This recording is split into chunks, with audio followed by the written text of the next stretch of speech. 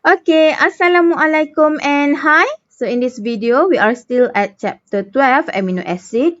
We're going to learn about 12.2 chemical properties. Okay, for the learning outcomes, at the end of this video, you should be able to explain the reactions of amino acids with these four reagents and also describe the formations of peptide bonds in dipeptides. Okay, so first kita nak go through acid-base properties of amino acids where in 12.1 we already learn amino acid is amphoteric. Okay, kenapa boleh jadi amphoteric? Sebab kita ada acidic carboxyl group and also basic amino group in the same molecule. Jadi, kalau amino acid ini react dengan base, it will act as acid. Kalau amino acid react with acid, it will act as base. Okay. Jadi, untuk reactions for amino acid, okay, ada 4. Okay, actually there are 4 reactions and then plus 1 because kita nak tengok formations of peptide bond. Okay, so for you bukan polypeptides lah, hanya untuk dipeptide sahaja. Okay, jadi amino acid ni boleh react dengan HCl which is this is acid and also NaOH. Ini adalah base. Due to the amphoteric properties tadi. And then kita ada reactions with NaNO2 plus HCl. So this is nitrous acid reaction. And also kalau amino acid react dengan alcohol, jadi ini adalah esterification actually. Okay. Jadi dekat sini apa yang penting adalah since ada dua functional group kan, ada amino NH2 and also carboxyl COOH. Jadi you have to recognize which group yang akan terlibat dalam reaction. So kita tengok reaction yang pertama, if the amino acid react with HCl. So we know that this HCl adalah acid. Kalau acid yang akan terlibat dalam reactions adalah amino group because this is the base part of amino acid. Jadi, kalau react dengan HCl, hanya NH2 sahaja yang akan terlibat dalam reaction. So, benda-benda lain yang tak terlibat tu kita salin je balik. So, COOH, CH, CH, CH2OH. Okay, and then the NH2 mula-mula ada 2 je hidrogen. Okay, kalau dia base, dia akan terima hidrogen. Okay, jadi dapat satu lagi hidrogen. Therefore, the N is positive charge. Dan daripada sini, okay, H kan NH2 dah ambil H ni kan tadi. So, Cl ni adalah Cl minus. Okay, therefore, you produce salt from the reactions between amino acid and HCl. Okay, so that's for the first reaction. Okay, yang seterusnya adalah kalau react dengan NaOH. So kita dah tahu ini adalah sodium hydroxide. This is strong base. So kalau reaction dengan base, group apa yang akan terlibat? COOH because this is the acidic part of amino acid. Apa yang berlaku dekat sini, kalau dia acid kan, dia akan remove hydrogen, release proton. Okay, jadi yang lain yang tak terlibat dalam reaction tu, kita salin je balik. So, NH2, CH, CH2OH. Okay, C double bond O, O minus. Jadi, hydrogen dah keluar kan? Dan Na ini, okay, Na plus dan OH. Na plus masuk sini. OH dengan hidrogen akan menghasilkan H2O. Okay. Jadinya untuk reactions dengan NaOH sama juga you akan dapat salt. Because this is the reaction between acid and base. Okay. Jadi kalau saya nak summarizekan, if react with acid, HCl and NH2 yang akan react. Kalau react dengan NaOH which is base, COOH yang akan react. Okay? That's for the first two reaction. Okay, jadi kita teruskan dengan reaction yang seterusnya with nitrous acid. So, nitrous acid ini akan prepared in situ, okay, from the reactions of NaNO2 in HCl. Jadi yang ini dia akan bagi HNO2. Adakah ini familiar kepada awak? Actually, kita dah go through ni dalam tajuk amin. Kenapa amino acid boleh pula react dengan HNO2? Because amino acid contains the aliphatic primary amine group. Okay, di mana ini adalah NH2. So, since amino acid ada NH2 group, therefore the reactions is similar to the one that we already learned in primary amines. So, produk yang terhasil di sini adalah, okay, you akan dapat 4 produk. Nitrogen gas, alkohol, haloalkane dan alkin. Okay, jadi kita recap balik apa yang kita dah belajar dalam amine. Kita pergi dekat reaction dekat sini. Jadi amino acid akan react dengan NaNO2. So atas arrow ada HCl. Tambah sikit dekat sini sebab conditionnya adalah 0 to 5 degree Celsius. Okay, so kena statekan dia punya temperature. So apa yang berlaku adalah NH2 group yang akan terlibat. Jadi yang lain tu kita salin je balik. Okay, so H2 dekat sini dia akan replace with the nitrogen. Jadi this end dah jadi positive charge. Okay, dan daripada HCl tu, Cl minus akan datang sini. Okay, so dah dapat diazonium salts and this is very unstable. So tak lama pun lah terhasil. Dia akan terus decompose. Okay, kat mana berlakunya pemutusan bond? Di sini. Okay, jadi N dengan N akan keluar sebagai nitrogen gas. So that's the first product. And also you akan dapat carbocation. So this carbocation will further react, okay, untuk menghasilkan haloalkane, alkin dan alkohol. So first kalau dia menambahkan Cl minus ke dalam carbocation, so salin balik the carbocation, so COOH, okay, CH3, okay, sorry. And then dah menghasilkan bond dengan Cl. Jadi kat sini Cl akan masuk lah. So awak dah dapat haloalkane. Okay, this is the second product. Okay, next. Kalau react dengan H2O, okay, so saya pergi H2O dulu. Ini bermaksud kita akan tambahkan OH minus ke dalam carbocation. Okay, jadi salin balik carbocation tersebut. COOH, CH, CH3. Okay, again, kejap Okay. And then, apa yang berlaku di sini, OH akan masuk ke dalam carbocation. So, dapat apa ni? Alkohol. Okay, this is your second product. Okay, yang seterusnya adalah minus H+. Okay, minus H+ ni akan satu hidrogen akan dibuang daripada CH3. Okay, jadi sama juga salin je balik the carbocation. Okay, jadi kita ada COOH. And then CH. Okay, so saya macam ni. CH. Lepas tu, since satu hidrogen dah di-remove daripada CH3, you akan dapat double bond CH2. So, dah dapat alkene. Okay. Therefore, there are 4 products produced. Okay, nitrogen gas. And also haloalkane, alkene dan alcohol. So, this is the reactions for amino acid with nitrous acid. Okay, so settle with this, we move to the last reactions for learning outcome A, esterification. Kalau masih ingat, esterification melibatkan apa? Carboxylic acid dengan alkohol. Jadi kalau awak nampak amino acid react dengan alkohol, maksudnya tengah nak hasilkan ester. Okay, jadi untuk yang ini, yang terlibat dalam reactions adalah COOH part. And please remember, for the esterification, kena ada acid sebagai catalyst dan the condition is reflux. Okay? Apa yang berlaku, carboxylic acid akan remove OH dan alkohol akan remove hydrogen. Okay, jadi kita salin je yang lain. Yang ni saya expandkan. CH3. And then ini dah jadi C double bond O. Okay, OH dah keluar. Terus sambung dengan oksigen daripada alkohol. So O, CH2, CH3. Okay, tambah H2O sebagai side product.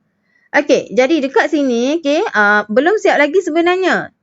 Sebab, since the catalyst used is acid, makanya NH2 part will also react. Sebab ini adalah base. Jadi since kita guna acid sebagai catalyst, jadi bukan COOH je yang akan react tau dalam esterification ni. NH2 pun akan react juga. So, apa berlaku dekat NH2? Dia adalah base, react dengan acid. Dia akan dapat satu hydrogen. So, positive charge. Okay? Jadi sekarang, you have to remember, esterification for amino acid, dua-dua group akan terlibat dalam reaction. Cumanya, COH akan hilang OH macam biasa, macam esterification yang biasa. NH2 akan react juga, akan terima satu hydrogen since base react dengan acid. So, acid tu datang daripada catalyst. So, this is the ester. Okay? Jadi, kita dah go through keempat-empat reactions from learning outcome A. Untuk try this one, I want you to give the products for the reactions of tyrosine.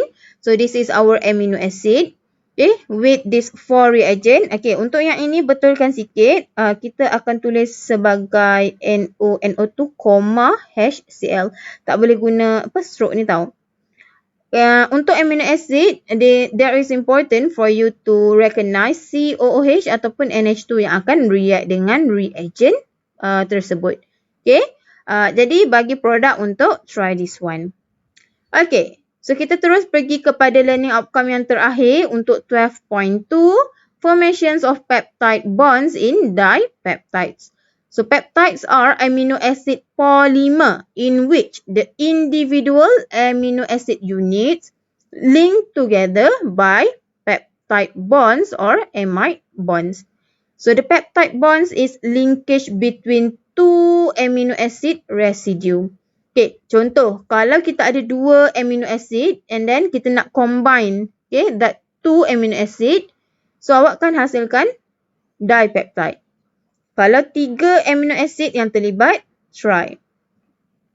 15 to 30, oligo. Kalau more than 30 amino acids link together, therefore you are producing polypeptide. So polypeptides inilah yang akan build the protein chain. Jadi, untuk dipeptides, untuk awak punya syllabus hanya untuk dipeptide sahaja. So bila di maksudnya melibatkan 2 amino acid sahajalah. So, when 2 amino acid react together, a water molecule is eliminated. So, macam mana boleh link 2 amino acid tu? Sebab kita akan remove water. And the dipeptide is formed. Therefore, this is a condensation reaction. Sebab kita remove water. Small molecule like water. Untuk dipeptides formation ni, boleh jadi 2 amino acid yang sama atau 2 amino acid yang berbeza. So when 2 different types of amino acid react, 2 different combinations are possible. Depends on which amine group react with which acid group. Jadi untuk formations of dipeptides ni, saya akan tunjuk 2 example. Satu melibatkan amino acid yang sama. Satu lagi amino acid yang berbeza. So, first example, kita go through the formations of dipeptides by using same amino acid. Contoh saya guna alanine dengan alanine. So, if you want to link the 2 amino acid, dia akan remove water. Apa yang berlaku? COOH akan mengeluarkan OH. Jadi, alanine akan keluarkan hydrogen. So, this will remove H2O. Untuk produk, salin balik everything yang tak terlibat dalam reactions itu. So, NH2, CH, CH3, C double bond O from the first alanine terus sambung dengan nitrogen. And then this comes from another alanine. Side product tambah H2O. Jadi sekarang boleh nampak dekat sini, this is the linkage. Untuk linkage tersebut, kita kena label dia. That's peptide bond. Okay, every time awak buat formations of dipeptides, please remember to label peptide bonds. Okay, therefore, we already produce our dipeptide from alanine. Okay, so since this is alanine with alanine, the dipeptide is ALA. Okay, ALA ni adalah abbreviation untuk alanine dash ALA. Okay, so this is the dipeptide produced from reactions between alanine and alanine. Okay, jadi kita dah settle untuk same amino acid. Sekarang nak tengok kalau kita guna amino acid yang berbeza. Okay, so two different amino acid. Okay, ada dua different combination. Okay, yang pertama kalau kita react alanine dengan cysteine. So means alanine ni kita tulis dulu. Okay, and then tambah dengan cysteine. Okay, jadi the amino acid yang awak letak dulu dekat depan ni, okay, dia akan remove OH. Okay, ni saya standardkan senang untuk awak faham. Okay, kalau kita tulis dulu, maksudnya amino acid yang dekat first ni, reactant, dia akan keluarkan OH. So, okay, COOH akan remove OH group. Cysteine akan remove hydrogen. So, alanine remove OH, cysteine remove H. So this will keluar sebagai H2O. So yang lain tu kita salin je balik. So NH2, CH, CH3, C double bond O. So ini datang daripada alanine. So terus link sambung dengan NH, CH, CH2, SH, C double bond O, OH. So ini datang daripada cysteine. Tambah H2O. Okay, again, don't forget you have to label. This is the peptide bond. Okay, and now you already produce dipeptide. So, dipeptides ini adalah ALA from alanine dash cis from cysteine. Okay, so you producing dipeptides ALA cis. Okay, satu lagi combination yang possible adalah kalau kita letak cysteine dekat depan. Okay, yang ni alanine dekat depan kan. So, kalau kita letak cysteine as the first reactant, therefore, cysteine akan remove OH. So, kalau saya pergi balik dekat slide yang sebelum ini, cysteine, yang tadi ni, cysteine buang apa? Cysteine remove hydrogen. So, itu yang beza. Okay. Yang ini, cysteine akan remove OH. Jadi, alanine akan remove hydrogen. Okay, jadi ini akan keluar sebagai air. Yang lain kita salin je balik. So, NH2, CH, CH2SH, C double bond O. So, ini datang daripada cysteine. Okay, terus sambung dengan N, H, CH, CH3, COOH. Ini datang daripada alanine. Tambah H2O. Okay, again, label the peptide bond, which is this.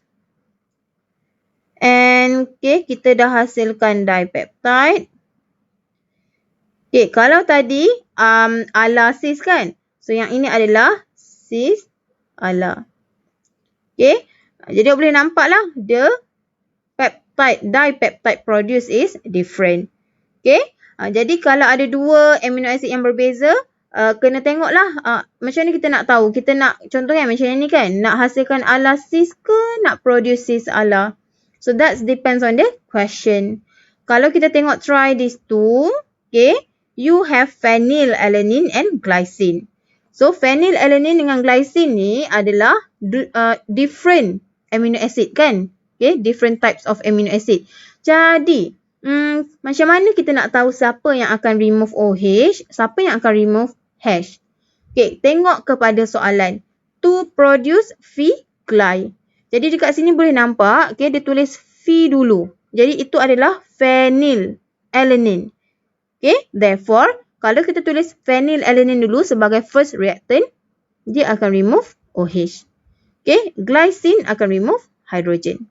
So, itu cara kita nak tahulah nak hasilkan dipeptide yang mana satu. So, based on the question. Okay, so every time awak nak buat dipeptides, okay, tengok soalan. Apa jenis dipeptides yang dia nak. Itu kalau two different amino acid lah. Kalau sama amino acid tak kisahlah sebab macam mana pun sama je produk dia. Okay. So untuk try this tu, siapkan the product. Don't forget you have the side product H2O dan kena label dipeptides. Okay. Jadi kita dah habis untuk 12.2. Okay, awak ada try this one dengan try this two untuk siapkan dan submit. Therefore, kita dah habis chapter 12. I really hope that you understand about 12.1 and also 12.2. So that's all for this video. Thank you for listening.